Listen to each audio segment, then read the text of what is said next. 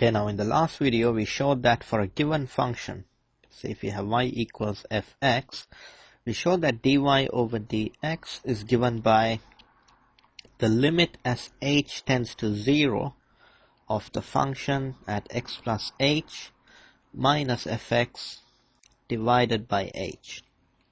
And all this was the numerator is just the change in y, and the denominator was the change in x, but we said let that change in x tend towards 0 or approach 0, and then we get what we call dy over dx, or which we use to find the gradient of a curve. So now let's use this to find what the gradient of the curve y equals x squared is at any point on the curve. So y equals x squared, that looks something like that. I don't really need to know what it looks like. So what it's saying is we need to find what this limit is when y is equal to x squared. Okay, so if I make the substitution, I can say dy over dx is equal to the limit as h tends towards 0 of f of x plus h. Now here, well, I can call this y, or we can call that fx. Now if fx is equal to x squared, if I say what is f of 3, what you do is you put 3 into x, or you put 3 into this x, and you say f of 3 is equal to 3 squared is equal to 9. So if I say f of x plus h, all that means is instead of this x, just put x plus h. So this would be x plus h squared. So that is f of x plus h.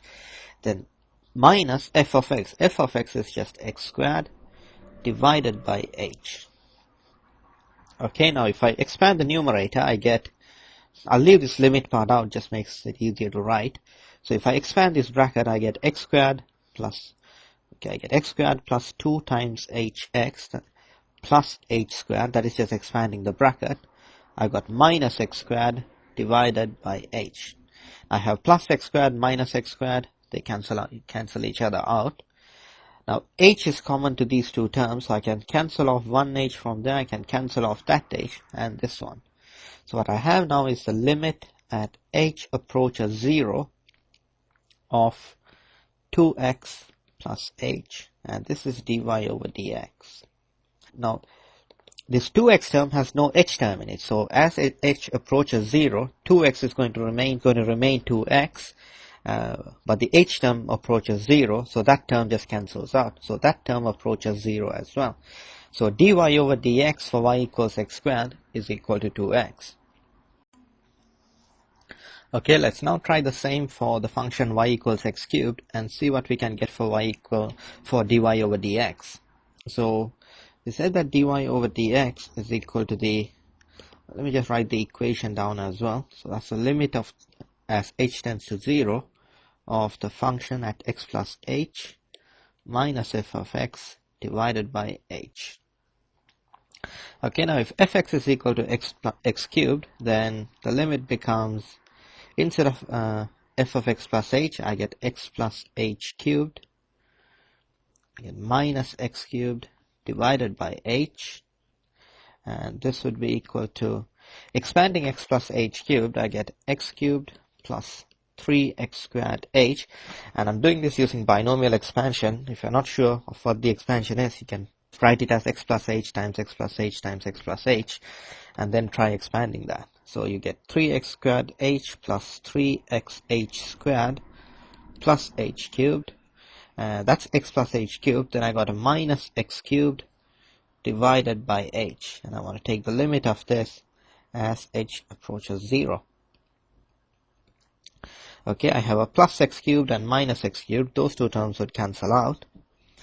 And now h is a common factor on the numerator, so I can cancel off one h term with this denominator. So that leaves me with the limit as h approaches 0 of 3x squared plus 3xh plus h squared.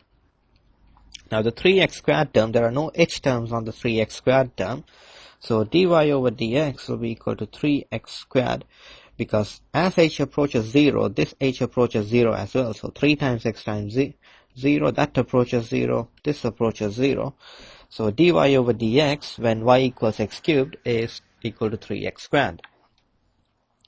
Now if you try the same method for y equals x to the power 4, you'd see that dy over dx is equal to 4x cubed.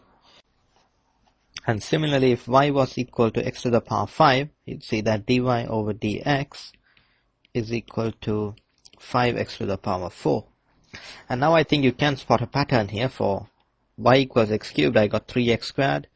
For x to the power 4, I have 4x cubed. For x to the power 5, I get 5x to the power 4. And in fact, if you try using this first principles approach for y equals x to the power n, you'd get dy over dx is equal to n times x to the power n minus 1.